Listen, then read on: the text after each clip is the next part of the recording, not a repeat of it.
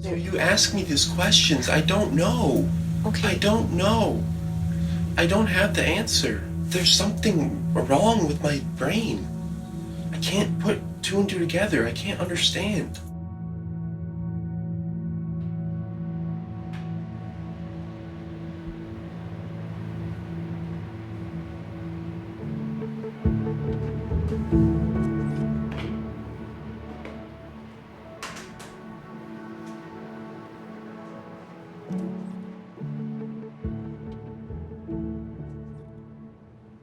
Well, Matt was our only child. He was introspective, but he had a strong emotional intelligence. He could, from a very early age, tell us how he was feeling, if he was sad, if he was happy, if he was excited. He always seemed to have a good idea of who he was. To us, he was everything. I remember the first day that I met Bob and Linda, and how just seeing how much they loved Matthew and how much they yearned to have answers.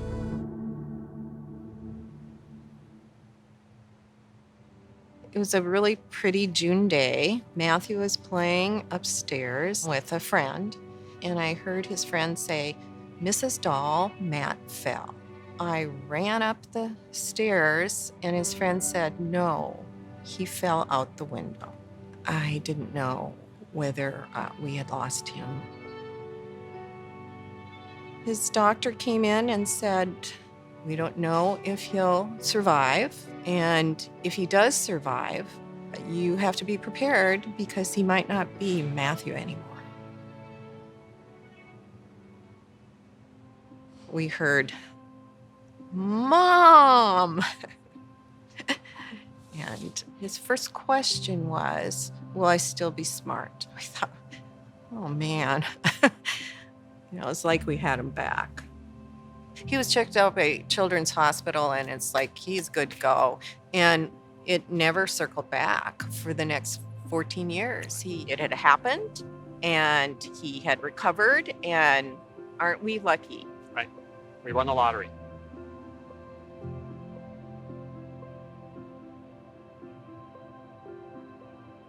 These injuries certainly disrupt the structure, but they also can disrupt the function. And everybody who has a traumatic brain injury, their brain does its best to respond and react. Unfortunately, the brain isn't very good at healing itself. It was the fall of his sophomore year, and I got a call at work. He said, something's happening. I can't make sense of things, and it's scaring me. So I went to the doctor, and they diagnosed him with depression, a major depression, and started treating that. That was the beginning of a 5-year struggle. And he had ups and downs, tried many therapies, was hospitalized, changed doctors several times, all sorts of medications, and just seemed to be slipping further and further away from himself. Depression and different psychiatric changes happen in people with traumatic brain injury. That's something that we are all trying to understand. But with Matthew, he is a very unusual case in a person who had an injury very early in life and had 2 decades for that injury to progress in his brain. And yet he died at such an early age. I think Matthew held on to hope until almost the very end. He was still working, still living on Beacon Hill with his friends, and still having a reasonably normal life until the fall of 2018.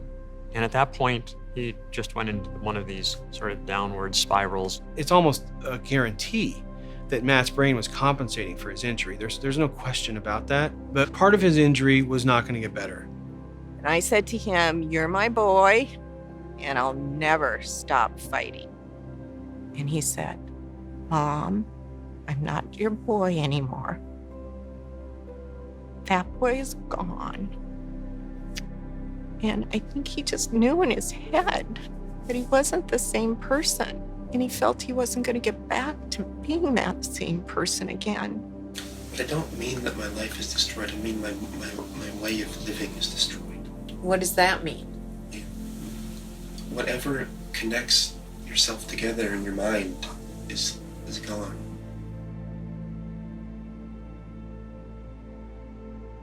Bob walked into the condo with Otto under his arm. Bob just looked at me and he shook his head like that.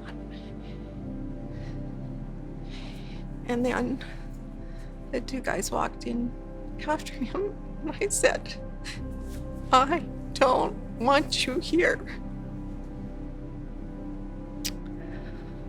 And they said, I have to say the words. Your son Matthew died today.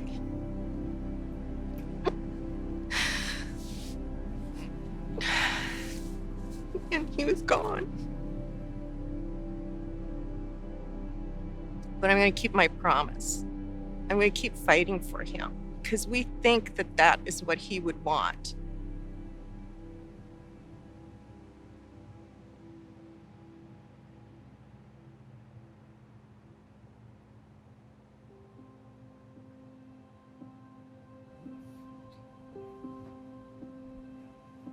When we first saw Matt's brain, you could clearly see the injury to the back right of his head back here.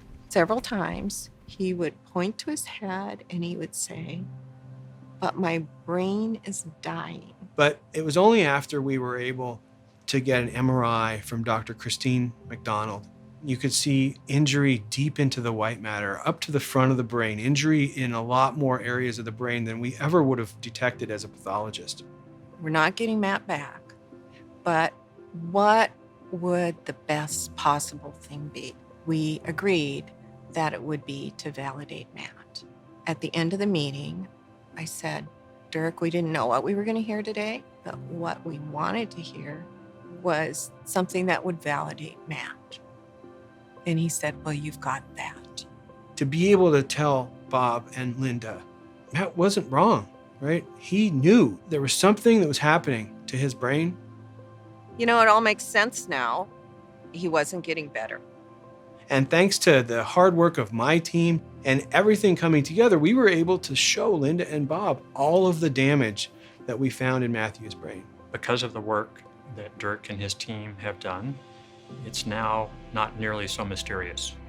But there's a whole journey that we have to go through until we get there. Traumatic brain injury research is in the earlier stages, but that's another reason that Matthew is such an important donor, because we lack the fundamental knowledge of how the brain is structured and how it works. We got a lot of work to do. We got so much work to do. We can't solve any diseases until we really understand the normal brain and then what's happening with a traumatic brain injury.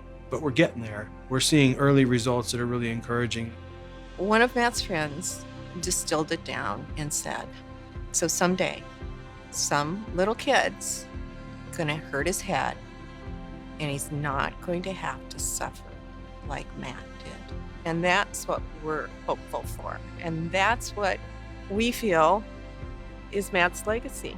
I'm so hopeful. It gets me up in the morning thinking, you know, we're going to make a difference today. We're going to understand something. We're going to make that discovery. And that's the hope. That's where the hope lies. Do you feel our love? It feels great.